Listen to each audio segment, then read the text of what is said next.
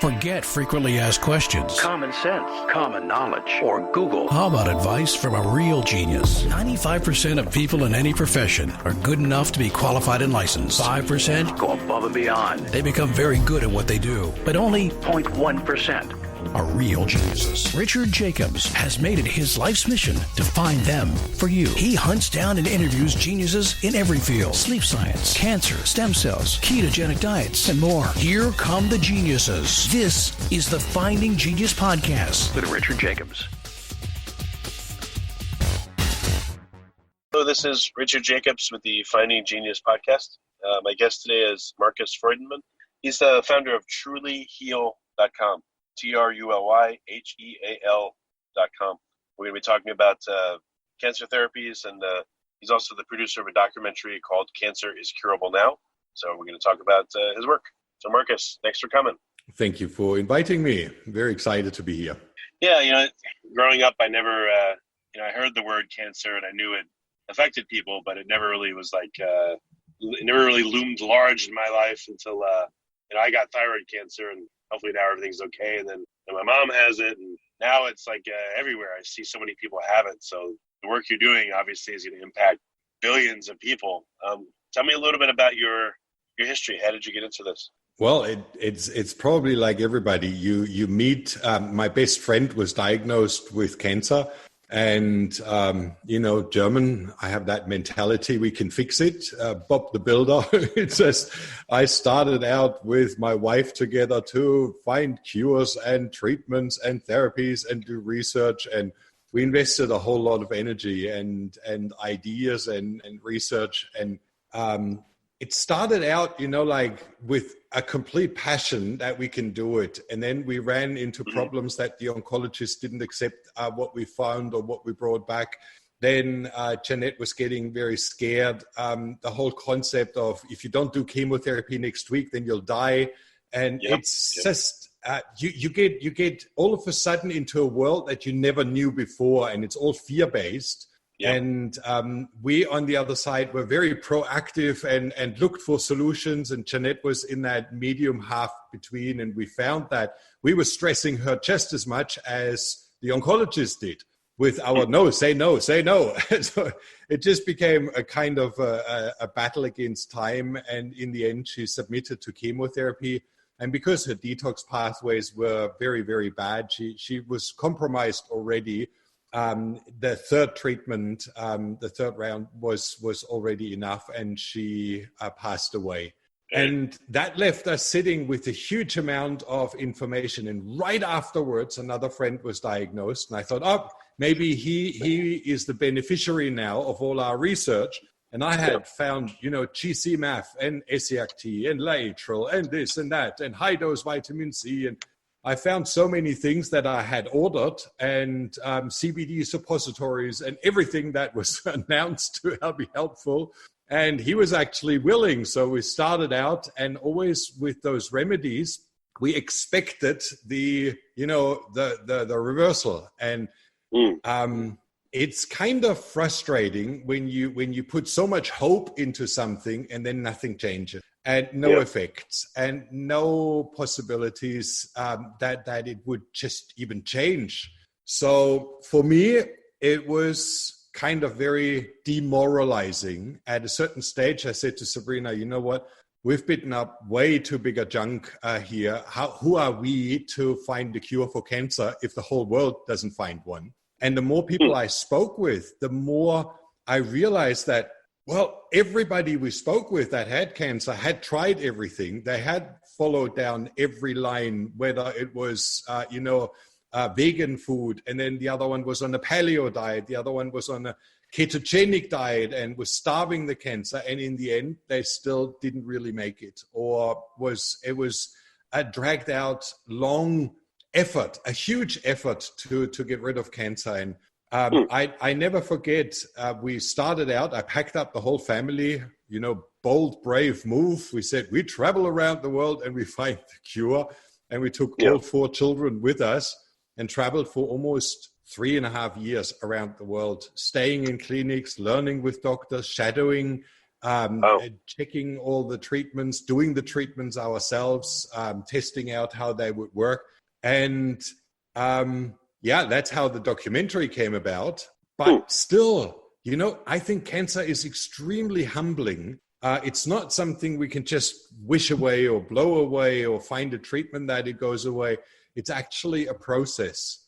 And I never forget, I was sitting in Dr. Rau's office in Switzerland at the Paracelsus Clinic, and he said, Marcus, you're asking all the wrong questions. It's actually annoying how you ask your questions. And after 5 years or 6 years, I felt pretty...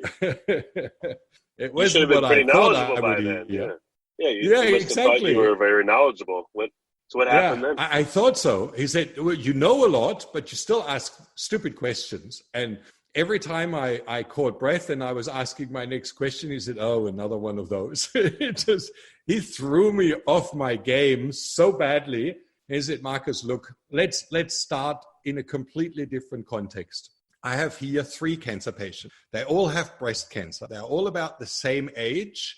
And if you look at the ladies, they would be almost similar in their diagnosis of size and treatment protocol. But let me have a look what I found to be the main causes. And he was the only doctor at that stage where I felt the first time he was not looking at the disease. He was looking at the patient. And so the evaluation that came back was very unexpected. The first lady had a very violent upbringing with abuse, physical abuse, sexual abuse.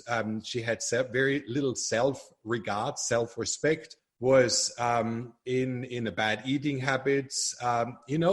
It's like when you don't reward yourself, when you don't feel worthy. And that had led to many life decisions that brought her to where she is right now, from inflammation, lack of exercise, slightly overweight, and high inflammation in the body, very anaerobic. And he said that's sufficient causes accumulated with her. Now let's look at case number 2. She has EBV virus combined with Lyme disease, together with a detox pathway. All her detox pathways are impaired. So this lady is building up huge amount of neurotoxins that the liver can't break down. And it was a special pathway in the DNA SNPs that just didn't allow that to go out. Then she had a root canal filling, which was under very high pressure. You do the thimerosal test, how much bacteria gas production comes from that tooth. And it was in very high levels. So it was really interesting to see how he looked at the patient instead of the breast cancer and found all the things that were suppressing immune system, challenging her health, not working optimally. And the third patient really blew my mind. She had a combination of dental issues that were 3 different metals in her mouth, high galvanic reaction in between. He actually showed me how you test that galvanic reaction between low-grade metal and high-grade metal just through the saliva. And then she had a bacteria overgrowth in one of the root canal-filled teeth. And he said, I thought that was not enough in her case. So we were testing bacteria and infections, and there was nothing. But then we noticed that she was living in a very, very high EMF environment. So we know that bacteria and mold toxicity in combination with high EMF actually becomes incredibly toxic. And so that was what he put together for her.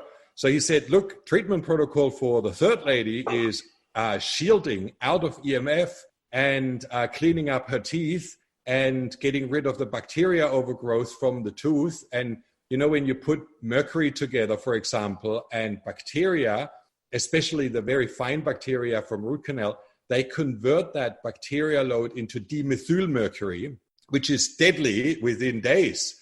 So because it was a small trickle load, it just suppressed her immune system dramatically. So there were so many things that he pointed out about the patient. And he said, and as soon as you ask me further questions that are regarding the patient and causes of disease, I'm willing to continue. Otherwise, if you just want to know what treatments we do, just go somewhere else. So, that all right. was I mean, you mentioned a lot of different things, but so the doctor talked about things that you've never heard before, and again, he definitely gave an individualized plan to each person. So, I guess continue from here. Where does the journey go from there? Well, the main thing from here was that we stopped looking at treatments and looked at what needs to be treated, what is actually the underlying cause. And I started my first flower power mind map, as I call them, like those beautiful little mind maps with those colorful arms coming out, and then, anaerobic as a problem, and then gut health as a problem, and then, bacteria overgrowth, and where can that be? Because we can have infections not only in our mouth, we can have them in the gut, we can have so many different infected areas in the joints where people have. And so we looked at all of those, which bacteria are related to which cancer, which virus is related to which cancer. And it's just started, that mind map started to grow. And every doctor I spoke with was more or less adding a little bit, especially hormones, was very overwhelming subject at the beginning. I'm an architect, I'm not a doctor. So for me, it was kind of building a structure and finding all the connecting pieces. And that's how we were introduced to functional medicine. And when I had heard the term first time, then we started to interview functional medicine doctors and put a puzzle together. And it was really beautiful. Our mind map is now the basis of an app that we use for our health professionals, and it contains 1,500 different treatments and remedies for different causes, for different problems, not for the disease itself, because some people react with cancer, another person reacts with fibromyalgia. We found that it really depends on, for example, in your gut. When you have your gut bacteria overgrowth or your dysbiosis or leaky gut, in which area it is causes different symptoms in the body. So it was really revealing and insightful, and that's what we've put together into our training program and education. So, okay, I mean, there's tons of things in here. So when people come to you, when people come to you, typically, what is it? They've recently been diagnosed with cancer and they say help, or do they tend to go through all the traditional treatments first and then at the last gasp, then they come to you for help? In the beginning, I had that feeling that we had mostly last minute patients, that we were like the last resource. And, but that has dramatically changed. I would say the last 5 to 8 years, it's been a complete transformation. And well, there's always two factors. Number one, we're out there. We have millions of views on YouTube and a big presence, whether that's with treatments or with course finding. We have a training program that I think over 60,000 people went through that free training program, which is on our website. And that really has given us a different audience. They're educated. They know what they're looking for. They are completely already pre-educated.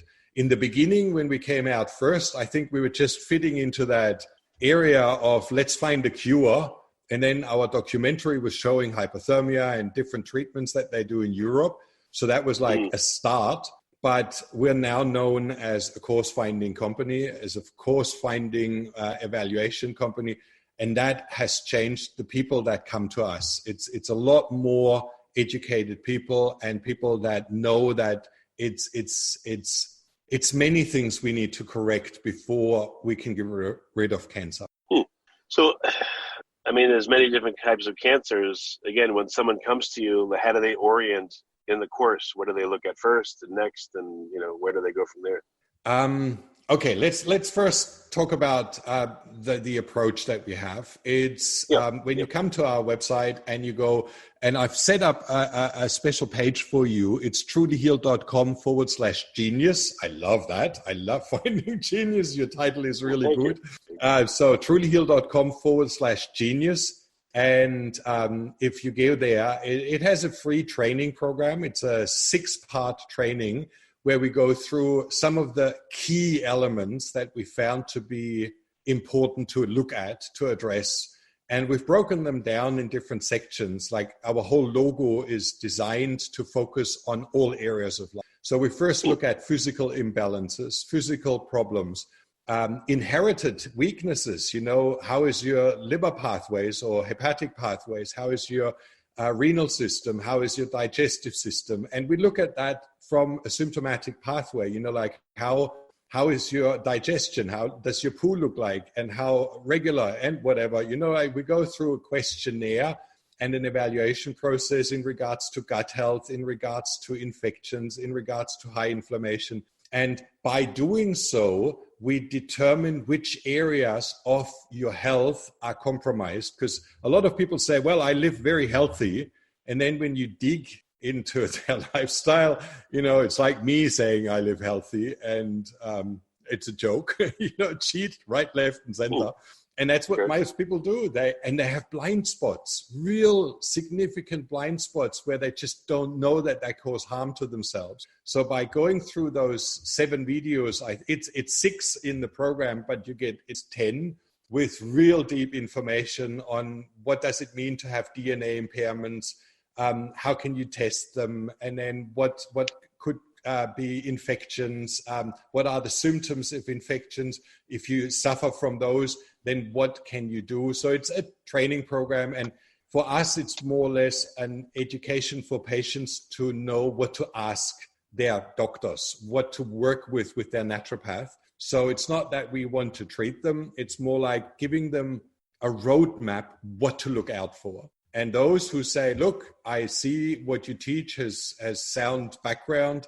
I would like to learn it all. We've put that into a program, which is a 2-year education program. And it covers really every aspect that we learned and put together from the best scientists around. So what kind of anecdotes have you gotten from people? Again, I know they're anecdotes and you can't say you're going to cure anyone and all that stuff, unfortunately. But, what kind of success level do you impute? Does it look like you've had? Okay, I would like to answer that with an explanation, because I don't like anecdotes. They're always based on making an impression, and they can be true, they can't be true. It's like this morning someone told me, the client went to surgery and then they couldn't cut out the tumor. So they didn't tell him, they just closed back up because it was so big. And they told him surgery was successful. And then he lived afterwards 2 years and had no more problems, and the tumor was gone. There's so many of those stories, and we seem to love to share them. And I have plenty of those too, but they are always just a portion of the truth. And what else did the patient do? And what other side effects did they have? And did it really go away? And this is how we followed in the beginning. When we started out our quest, I asked people who had a cure, and that was our first quest. We focused on people who had reversed their cancer, 6-time cancer survivor. They are very, very outspoken people usually. And it was never gone. It just had transformed. And these are the things that we try to sort out and filter out. And that's why I'm not so keen on sharing anecdotes. I know that several of our health professionals that signed up for their own purpose. And these are actually my favorite students, because when they sign up to learn for themselves, they go through that evaluation process. We have one of our naturopath practitioners, doctors, they work with each student. So it's like you don't send in and it's auto-corrected by a computer. You send in your assignments per each subject, and then a teacher corrects it, gives you feedback, discusses. And when they see there's still open spots or you haven't really comprehended, they send you more information or let you make the test again so that you really understand the subject. So it's very personal.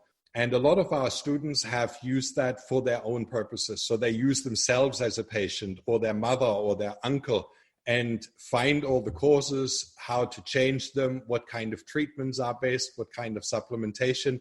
And when you look at the overall results that we've been observing through that, it's really phenomenal. I'm never saying somebody's cured.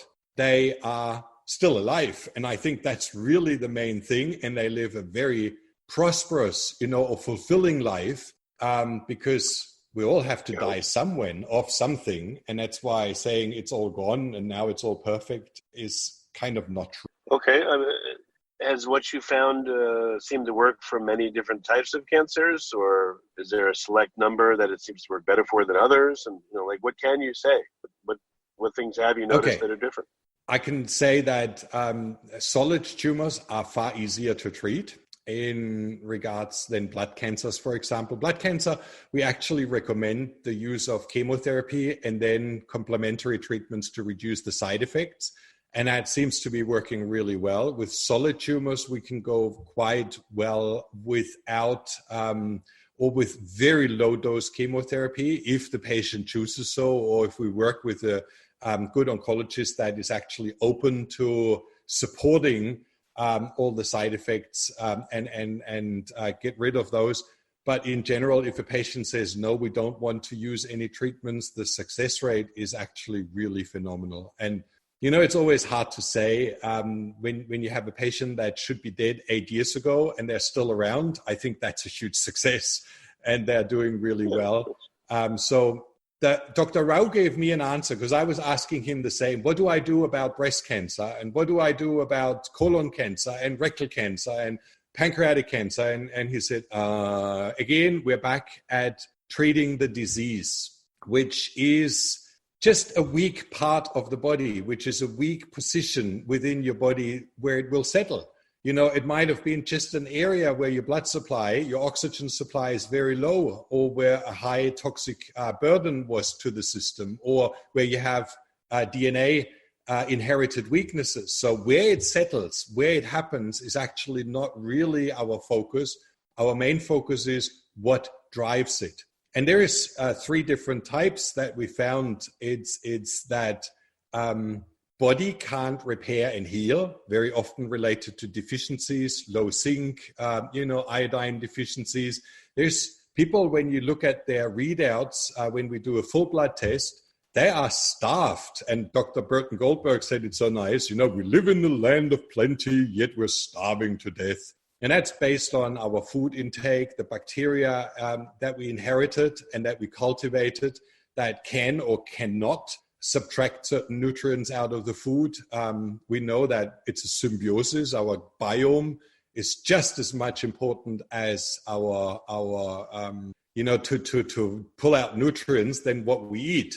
So if I eat foods and my body can't extract all the vitamins and minerals and nutrients, then that's where we need to fix the problem. And that's pretty much the approach that we take. So we look at where the body can't heal. Then we look at the overwhelm. I use very simple examples for my students because I think medicine should be made for dummies. So likewise for me.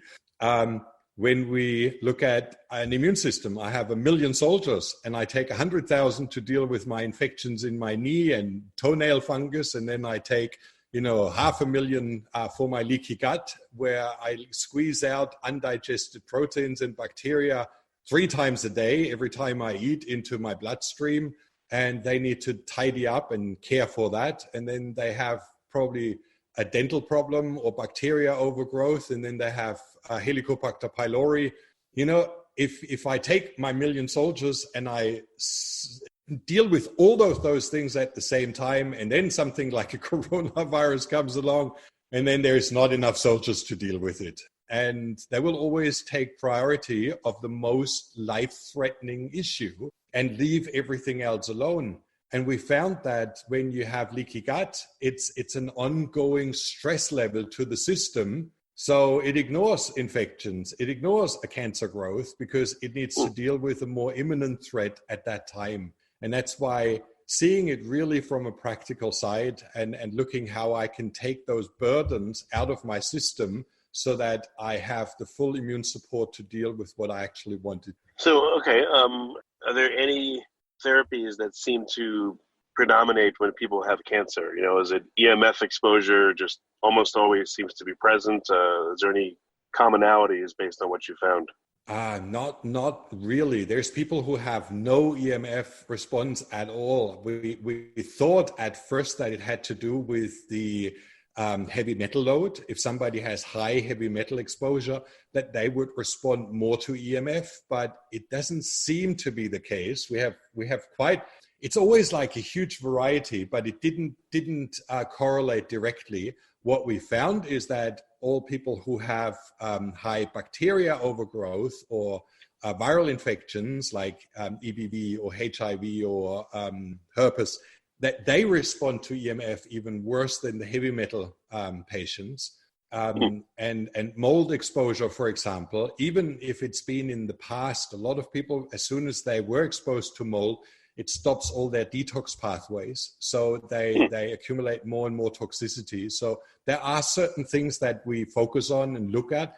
And especially when we go through the questionnaire, it's about 250 questions where we cover all different areas and where we also look at living conditions in the past, present, and the environment. Often patients don't know that they live in a house which is moldy, because they've gotten used to the smell. Whereas if you would come freshly into a house and you are not exposed, you smell it quite intensely. So it's like people on the garbage place, they don't smell anymore. And when you get there fresh, you smell it. Our smell sense really fast deteriorates or gets used to a certain condition. And so sending someone there that is neutral, that can check, or ordering those formaldehyde or those little test kits that you can get for mold and checking out. So we approach it quite practical. Very, very, what is my healing environment? So the very first thing, my bedroom, how can I get that completely clean? And so that at least 6 hours a day, my system is not stressed. Whether that's with shielding of EMF or removing the mattress and getting rid of toxins or bed bugs or whatever people have, and outgassing foams and stuff. So really focusing on one place that is safe at the house, and then starting from there to really go through pretty much every possibility that can trigger a suppression of the immune system, can challenge or weaken our system. And by doing so, it's like a cleanup process. And it's usually not fast. It's area by area. And we always try to fix the first, let's say, the most predominant areas first, so that we see the biggest results. And you can see that from the questionnaire. I look, every practitioner, when you've done a questionnaire and you read it 4, 5, 6 times, you see the line, you see the dynamic at play, you know, whether it's psychological. A lot of people that come to us, you know, the husband is sick and the wife brings him along, and you realize she is all educated and knows and tries to impart, and he is just tired and doesn't really want to live longer. And when you get those patients isolated, you know, there is no more will to live. It's a way out.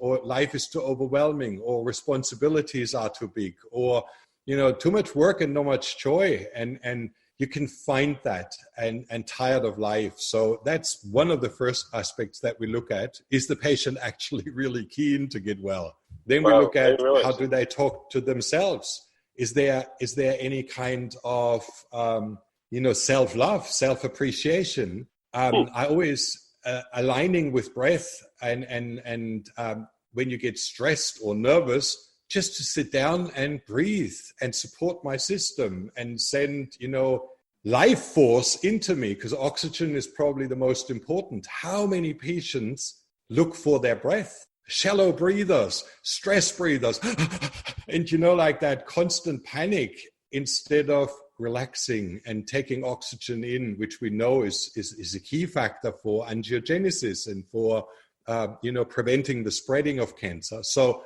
there's so many factors that we go through in the mental department. Then we go through the lifestyle, which is all your home, sleeping, eating, drinking, exercising. And then we go into the physical part, where we look at imbalances, weakness of systems, and inherited problems. So, all right, yeah. Have there been, if a person is cooperative and they're listening and they're asking and they're trying, do you have cases where stuff just doesn't work and you just don't know why? Or, is it just because, the person's not really trying, and is that why things don't work? I will never say that they're not trying. Everybody does their best. It is certainly not a foolproof method.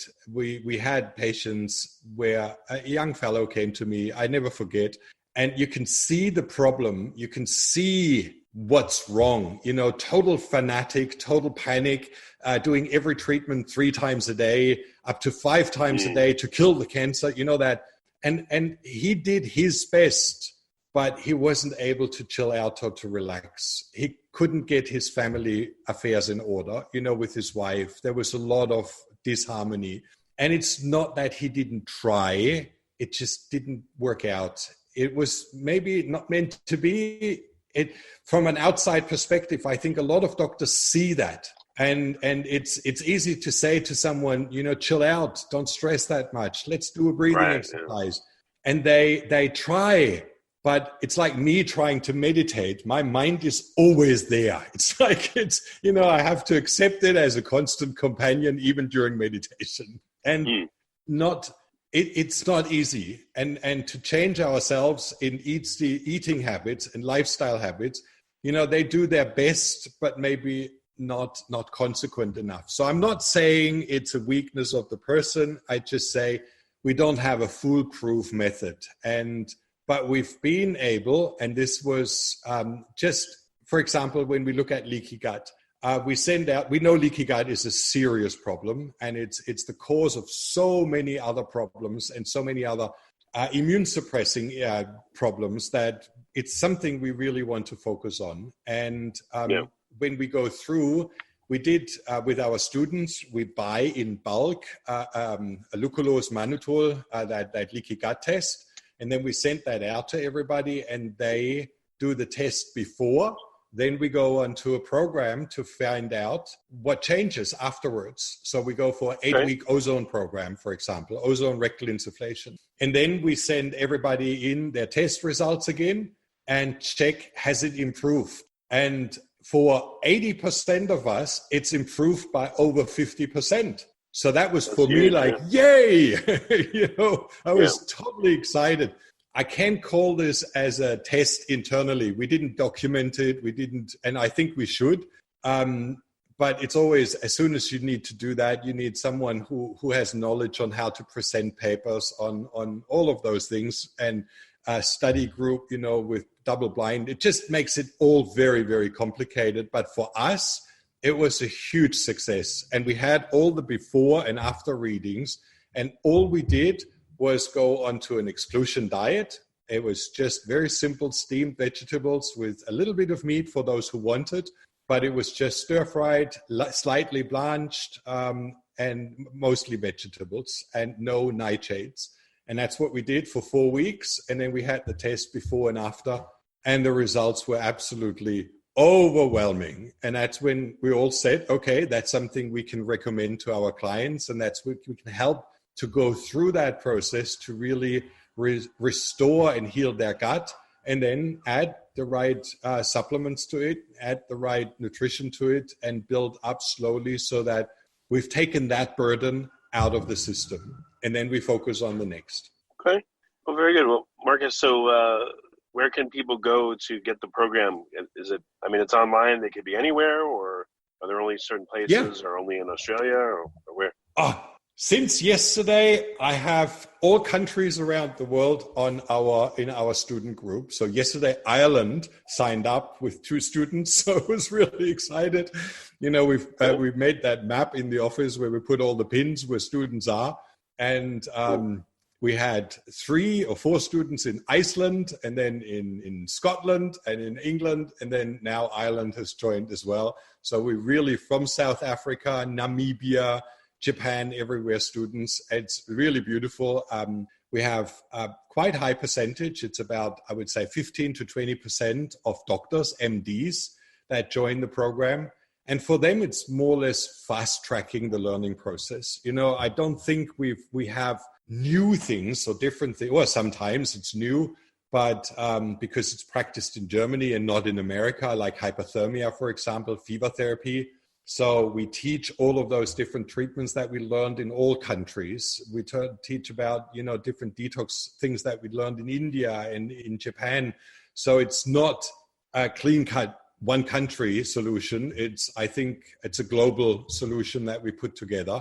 And for a lot of doctors who can't travel, who can't, spend that much time away from work, it's a shortcut. And then we have a lot of chiropractors and naturopaths and physiotherapists that join the program. And then, like we said before, patients who just want to make an impact. And that's not necessarily patients themselves. It's more like the caregivers that care for those, like a lot of younger people that join the program to care for mom and dad or for a sibling that is diagnosed, because they are just passionate about the subject. So it's a very wide variety of people. And trulyheal.com/genius, they find the free training, and that gives probably a lot of insights about the program, what it does. And once you're signed up for the program, you have access to the documentary for free, to so many free programs that we have, Leaky Gut program, and it's quite educational on this. All right, that's great. Well, Marcus, I mean, it's been good to talk to you, and I'm going to check this out, and hopefully I won't be too overwhelmed with what I see, but No, I definitely want to do it. Yeah. I listen to many of your podcasts. You know so much more than I do. So in that regards, it's just, I think it's a more human approach and not that much medical approach to disease. And it seems to be working really well. Well, good. Excellent. Well, Marcus, thank you for coming, and I appreciate all you do. Thank you so much. To you too. You've been listening to the Finding Genius podcast with Richard Jacobs. If you like what you hear, be sure to review and subscribe to the Finding Genius podcast on iTunes or wherever you listen to podcasts. And want to be smarter than everybody else? Become a premium member at findinggeniuspodcast.com. This podcast is for information only. No advice of any kind is being given. Any action you take or don't take as a result of listening is your sole responsibility. Consult professionals when advice is needed.